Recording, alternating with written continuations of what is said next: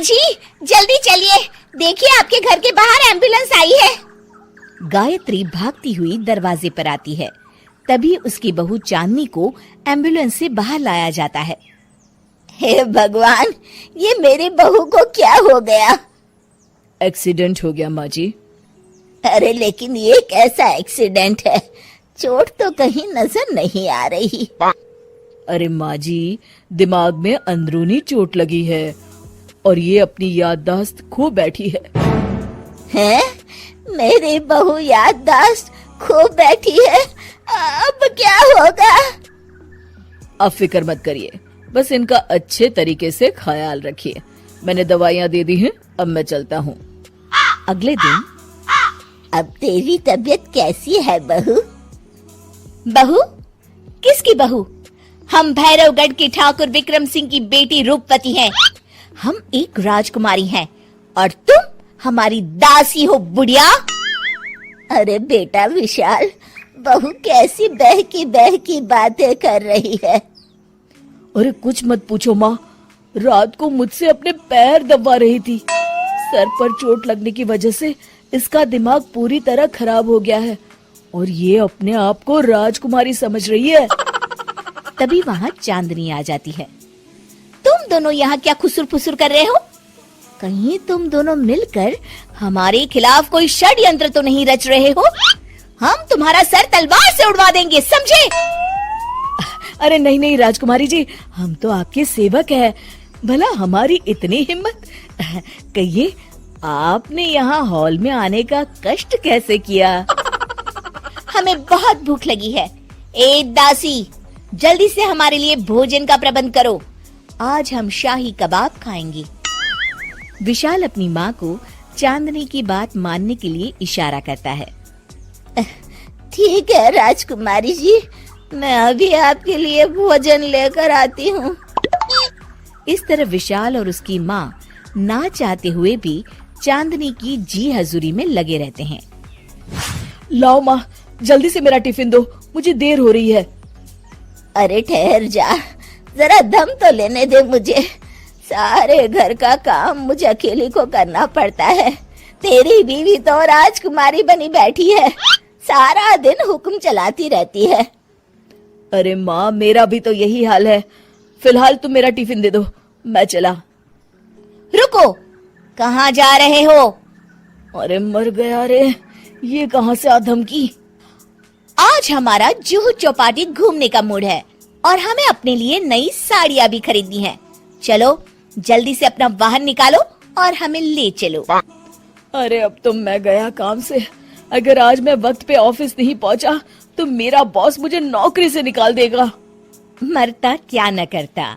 आखिरकार विशाल चांदनी को घुमाने ले जाता है और चांदनी अपने लिए ढेर सारी शॉपिंग भी करती है। ए दासी, टीवी पर कपिल शर्मा के आने का समय हो गया है, जल्दी से टीवी शुरू करो। अरे वाह, कपिल शर्मा तुझे याद है, बाकी कुछ याद नहीं। बहू तू तो बड़ी चालू लगती है, अपने फायदे की हर चीज तुझे याद रहती है। मैं तो तेरी इस अजीब बीमारी से परेशान हो गई हूँ। अगले दिन, अरे डॉक्टर साहब, आप इतने दिन से मेरी बहू का इलाज कर रहे हैं, लेकिन उसकी बीमारी तो सुधरने के बजाय और बढ़ती जा रही है। अरे माँ जी, ये दिमागी बीमारी है। बेचारी की याददाश्त चली गई है, वापस आने में थोड़ा वक्त तो लगेगा ही ना। गायत्री डॉक्टर से बात कर ही रही होती है कि तभी उसकी पुरानी सहेली शीला वहाँ आ जाती है। शीला को देख अचानक डॉक्टर घबरा जाते हैं।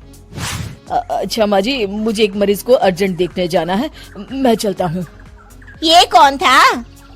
अरे अब क्या बताऊं शीला, एक एक्सीडेंट भी मेरी बहू की याददाश्त चली गई है। ये डॉक्टर उसका इलाज कर रहा है। ये डॉक्टर कब से बन गया? अरे ये तो चमन पान वाले का लड़का है, सारा दिन नौटंकी करता रहता है। अच्छा तो ये बात है, अब मैं समझी।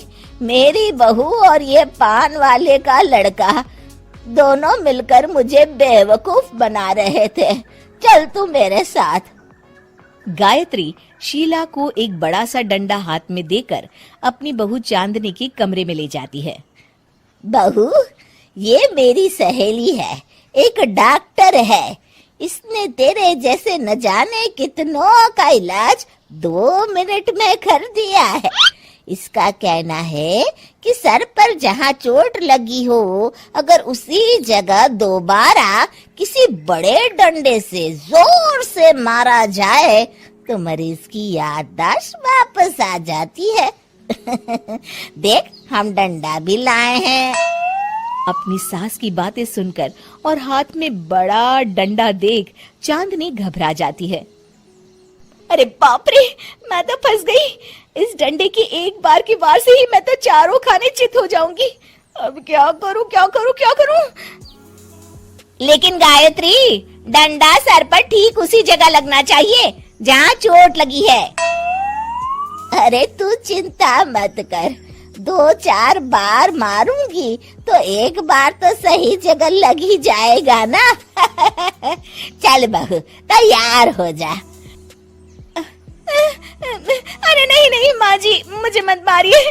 दरअसल घर के काम करने से बचने के लिए मैंने ये सब नाटक किया था। मुझे माफ कर दीजिए, मैं कान पकड़ती हूँ। दोबारा ऐसी गलती कभी नहीं करूंगी।